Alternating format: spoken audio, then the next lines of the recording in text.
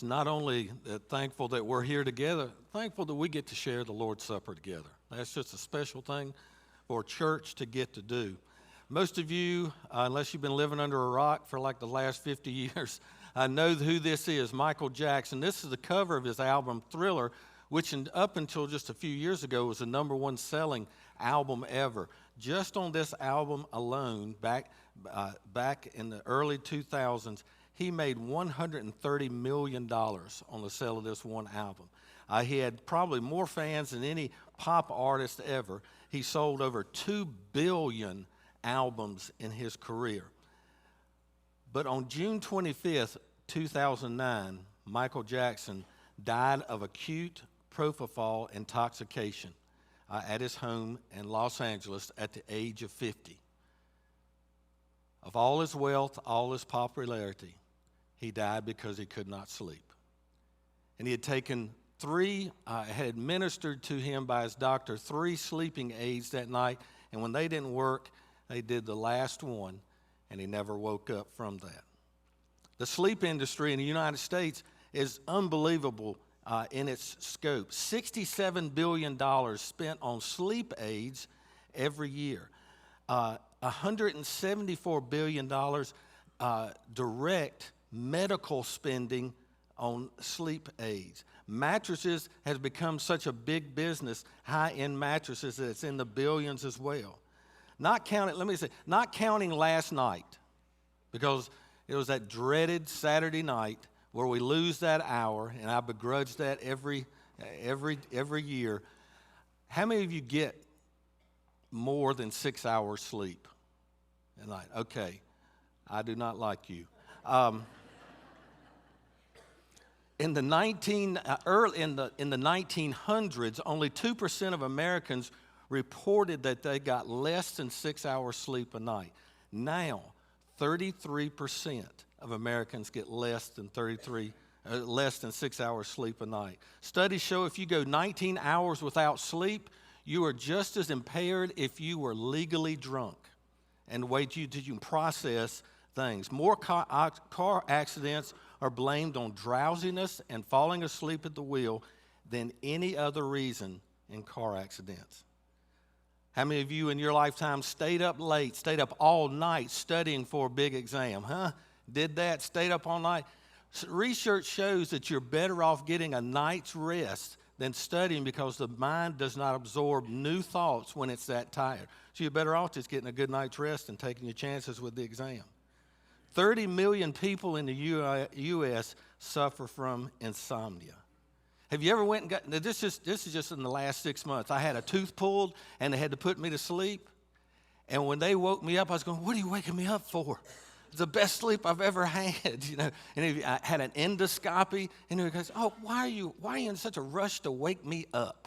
Have you ever had that feeling, when they put you to sleep with that?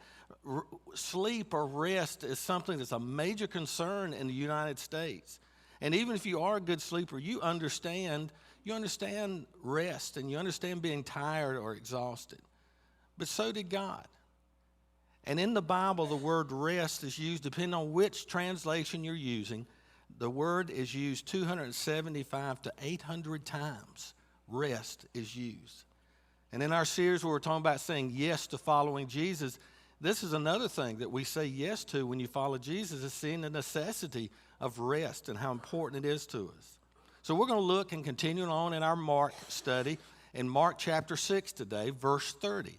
In Mark chapter 6, verse 30, it says this: the apostles gathered around Jesus and reported to him all they had done and taught.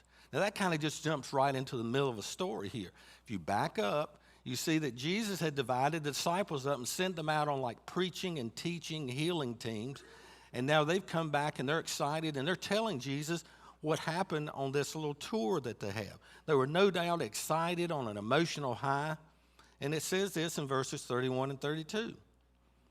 Then, because so many people were coming and going that they did not even have a chance to eat, he said to them, come with me by yourselves to a quiet place and get some rest. So they went away by themselves in a boat to a solitary place.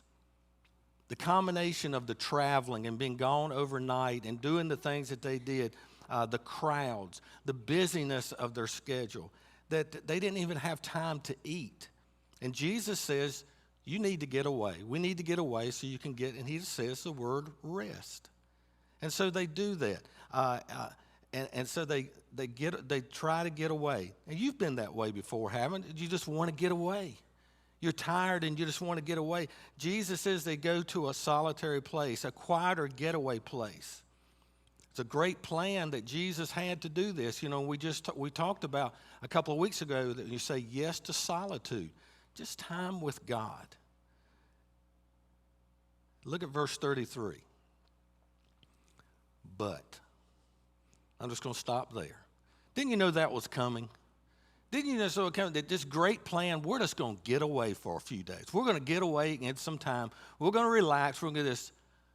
But, you know it. I can see the smiles on your face. You know it is. I was listening to a sermon this week, getting ready for this, and a guy that was preaching on this, he had a choice of words. He says, he's talking about the buts. He says, but our butts get in the way. Now, that's not the wording I would have chosen. But you understand what he means. You understand what it means. You have these plans, but just things come along. Things get in the way.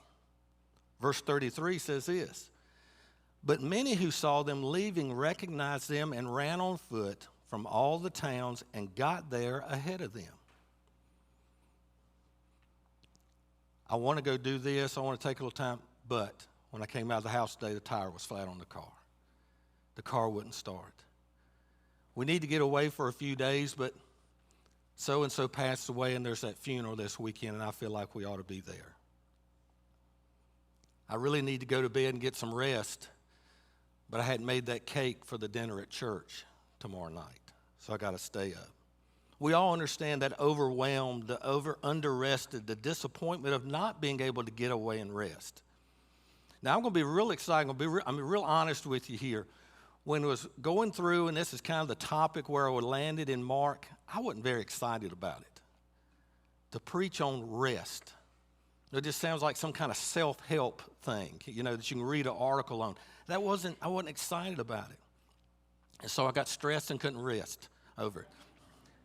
But the more I worked on this and made the conclusion, I'm going to preach on this whether this is what I'm excited about or not. I became excited because I began to see some things that are very spiritual, some things that I know I needed to hear. And I hope if you can grab one thing and hold on to it in this, I hope you'll do it. The first thing is this. We need to recognize the need for rest. The disciples are excited about their going off into teaching and preaching and healing, and they're coming back and they're so excited and they need to share this with Jesus. And Jesus saw that. He was excited to hear about their trip. But he was also tired from his all that he's going through. And something we haven't mentioned this morning, if you read just the verses before, Jesus has just received the word that his cousin John the Baptist has been killed. So that's on top of all the other. When we come to this place here, there's a lot of different kind of tired and exhausted. There's the tired emotionally, where you just get tired of all the things that are going on, the pressures of parenting and marriage and jobs and all that stuff that you see. You just get tired emotionally. You also get tired mentally. Just the pressure Jesus must have felt from all of the schedules and demands that he had. Before 1960, they estimate we processed 1.5 gigabyte of information a day. Today, they estimate from studies we process 100 megabytes of information a day. Now, I can't explain to you what a megabyte is, but I know it's 100 of them is a lot more than a half of one. Our minds are busier now than they've ever been. Not saying they're better, I'm saying they're busier than they've ever been. We can be tired physically, just tired physically from all the demands. Even if you sleep good at night, sometimes you just come home from work and you go, I'm exhausted. I'm tired. I just need to rest. And sometimes we're our own worst enemy. We just keep piling things on until we live a life of exhaustion. I want to show you something interesting here. going all the way back to Genesis chapter 2, verses 2 and 3. By the seventh day, God had finished the work he had been doing. So on the seventh day, he rested from all his work. And God blessed the seventh day and made it, what's that word? Holy. This is the first time in the Bible that the word holy is used. And God chose to use it talking about rest. It was part of the creation, and he said it's holy. Because on it he rested from all his work of creating that he had done. Sabbath, to stop, to cease, to rest. It's biblical. This became part of the Ten Commandments. It became a part of the Old Testament law. Now there is no New Testament directive to keep a day of the Sabbath, but the principle is alive and well, that we need to have times that are holy between us and God. There needs to be a time, a day. There needs to be a time of rest, and God makes it holy. Now, let me go on and say this. If you're sitting here and you had that mind like I do, sometimes you go, that's exactly what I'm going to do. I'm going to start having a Sabbath each week, and we're going to stop and do nothing. I want to tell you, you'll fail. You can't do it cold turkey. You can't just do that. Our society, everything is so much different than that. You're not going to be able to carve out that whole day of just doing nothing. One thing you can do is choose an activity on that day that you're going to cease doing. If you're that person who just says, I can't rest because there's so much work to do around the house. I got to clean this. I got to wash that. That day you say, no, none of that. Resting. And you find things like that that you can do. Not doing the dishes, not doing the laundry, that you're not going to do this type of work. Those things are just set down that day. Jesus had to remind the Pharisees in his day, when they criticized him for doing something on the Sabbath, Jesus told them, he said, look, the Sabbath was made for man, not man for the Sabbath. In other words, it was to benefit us. It wasn't something to be worshiped or kept out of strict obedience. It was something that was made as a gift to us. And God gives us rest because we need it. Second one is this: accept that life happens. Verse 34, when Jesus landed and saw a large crowd, he had compassion on them because they were like sheep without a shepherd. So he began teaching them many things. You try to get away, like we said before, and just life happens. It's just life. He sees the people and he helps them because that's who he is. That's his purpose. He can't just walk away from this. And we do need to recognize that in seasons of our lives, things are different and they're at a different pace. We just need to admit it. Schedules change suddenly. If you've got children, do schedules change suddenly? Amen. If you've got older parents, do schedules change suddenly? Amen. Things change. You just need to recognize that. Demands of family change. And this is where Christian life gets real. It's something to read it or hear it preached. It's different when you get out there and you have to live these things, and they all happen at the same time. Just a couple of weeks ago, I preached on solitude. You got to have private time with God. Eric preached on using the divine interruptions. That when an interruption in life comes, you need to take advantage of it. And now I'm preaching on rest. Let me guarantee you, those three things are going to collide in everyday life. That's just real life. A sick family member, you didn't count on taking that much time helping to take care of them or visit them. You have to take a second job to pay for the education of your son or daughter. Christians, who are really trying to do them all will struggle and feel guilty through those times, doing all of them. What woman has not ever read Proverbs 31, that list of what a wonderful, godly woman is, and not felt guilty, and not felt that they couldn't live up to that? What man has not heard and read the responsibilities of a man described in the Bible and not walked away and felt inadequate because it's hard to live up to those things? Jesus was asked why he broke the Sabbath, why he allowed his disciples, why do you heal on the Sabbath? And he said, If your ox or the lamb is caught in a ditch, don't you get them out? And he said that was the same. He says, when I see a sick person, when I see there's somebody to help, there's a need, I do it, no matter what else is needed. What do you do when life happens? Well, that's the third thing. You find rest where you can get it. You get creative about things. I noticed this, and I don't know if it has a lot of significance to it, but they get in the boat to cross the lake. The people run around the lake and beat them to the other side. Don't you know you could have gone straight across in a boat quicker? This is my thought. It's not in the Bible. This is my thought. I think they took their time. I think they got out in that boat and they took their time, and that's where they talked. That's where they relaxed. And they were creative about a journey. The destination became the journey, or the journey became the destination. And they use that time. We just get creative in these seasons of our life.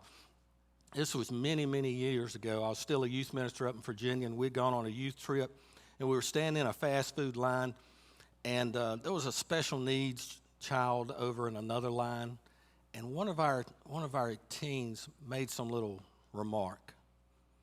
And one of our other teens in our group had a special needs sister.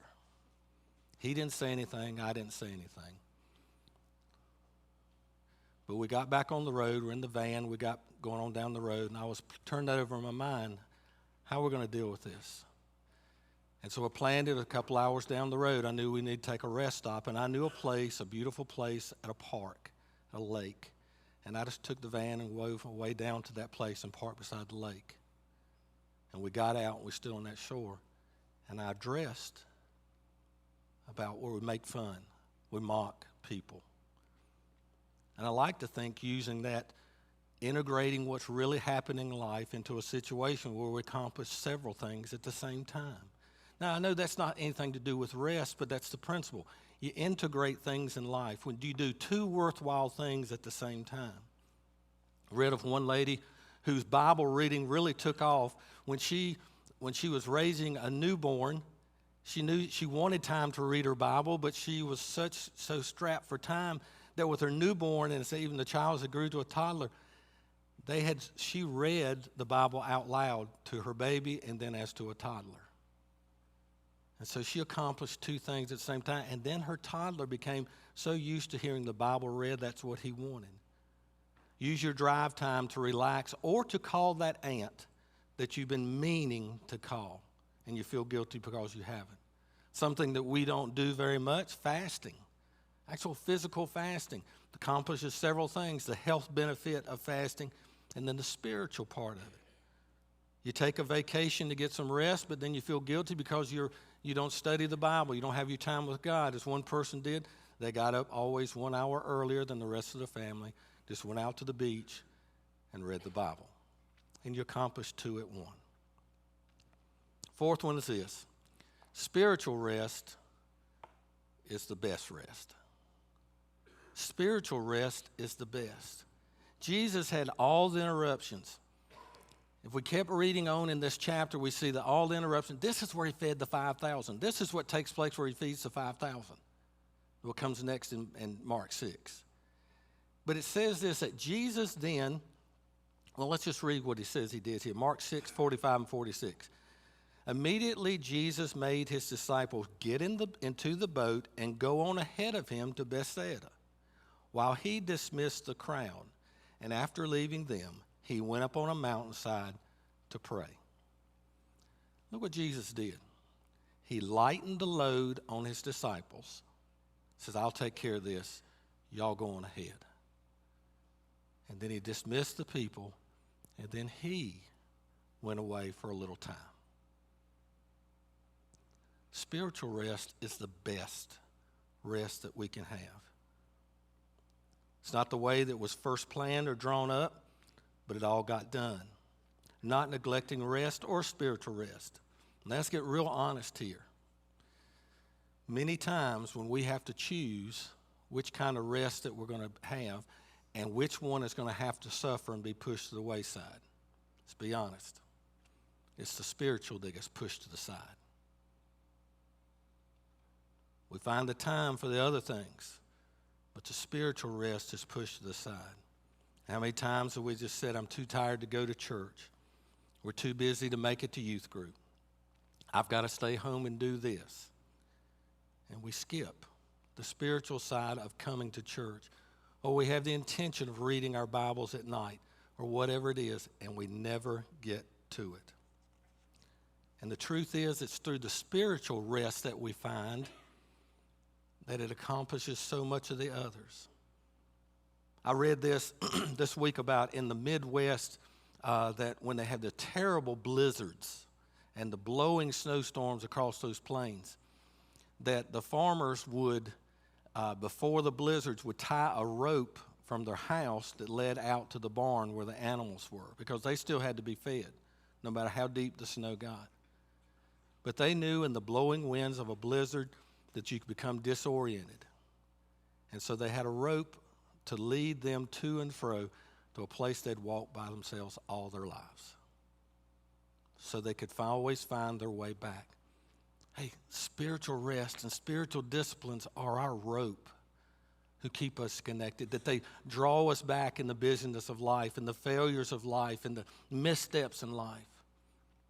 Coming to church, being a part of this, even when you lost an hour's sleep last night, is a rope. Generosity, giving, that's something that Janice and I love to do. But if we gave up that, we would stop, we would lose joy, and we'd forget how grateful we should be. The Bible is our roadmap. It's the rope that we read to find our way back. Confession of sin is a rope to humility and dependence on God. So you don't want to cut that rope. You don't want to lose that rope, because that kind of rest, resting in Jesus, it's the best rest. Let me show you what I mean. Matthew chapter 11, starting with verse 28.